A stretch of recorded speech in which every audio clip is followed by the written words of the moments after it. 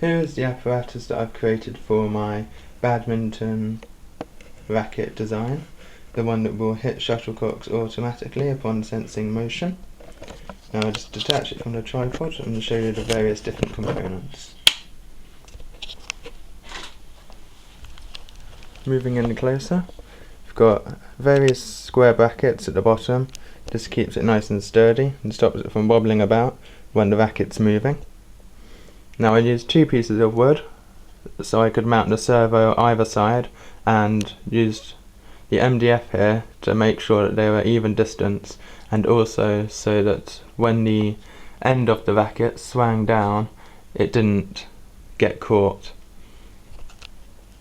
Now the sponge in the middle, the reason I put this here is that when the racket swung down the first time I did it, it smacked into the wood and caused the servo motors to jar, and so by putting this in it increased the stopping distance, or stopping time, and then kind of cushioned the blow almost. This was attached crudely just using a bit of parcel tape. Moving further up, I created two different shelves, one on either side. One has the Arduino board on top of it, and this was attached using some sticky fixers, and the other has the motion sensor. These are on either side both to balance out weight and to make it look a little bit nicer. And then each of these areas were attached using square brackets, and then the shelves, because I didn't want the screws to go through the top, they were attached using no more nails. Now moving to the top, the servos here are on the top here, and these attached with parcel tape, as strong as I could get because I wanted them to be tightly attached so that they don't move around when the racket's in motion.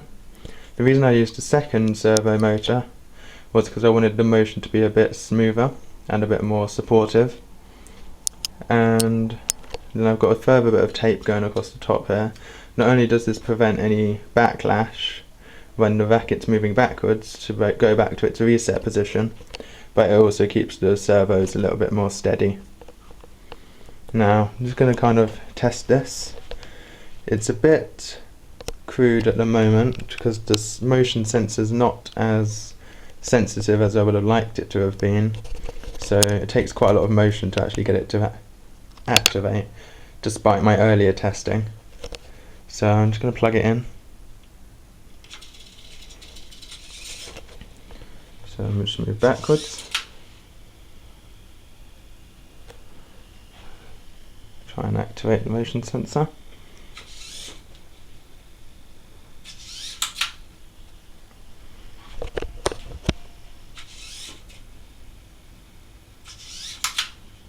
So as you can see, it's moving forwards by 90 degrees, and then it goes back to its original position, and when the motion sensor detects motion, it comes forward to hit the shuttlecock. Now I'm going to try it with a shuttlecock here. Now this probably won't go right, this will be the first time I've tested it, so it might be a bit of a laugh, but okay, my aim's not very good today, but you get the general idea.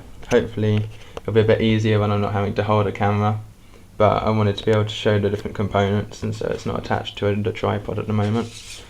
So that's the idea at the moment.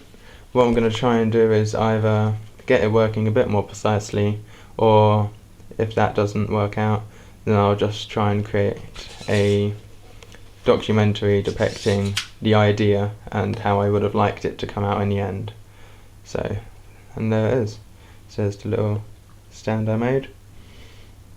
I'm quite pleased with the end result, and it seems to work alright, so yeah, I'm pretty chuffed with that.